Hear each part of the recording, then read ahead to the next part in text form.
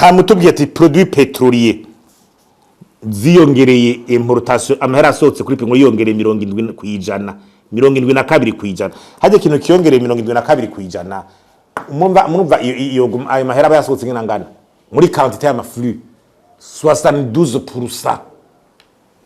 augmentation 72% augmentation twa turi muri aka kaka k'igitoro gutyaga murundi wese ahuwe raporo itwereka ngo hiyongere 72% y'ibitoro ngo mukuvyempuruta amahera nibiki ariko ayo mahera yarasohotse yagiye kugura ivyo bitoro nyene yenjo kibazo ayo monopole y'abantu baguma ku bintu bonyene hagarika ayo 70% yaguze ibitoro gute enquête bunyene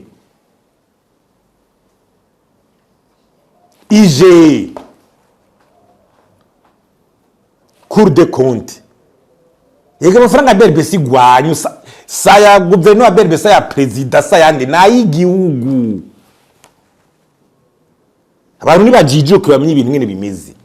niho tuzokira saye mu general saye umuntu akomeye sayande nayigihugu iyo soko we guverinoma beri navuga ngo yo ku ruhande kuyizino nabwo yihe vyangombwa ikina handi hose birahara amadovize abantu bayinjiza baje bose uko abantu baramenyereye ico giciro ca double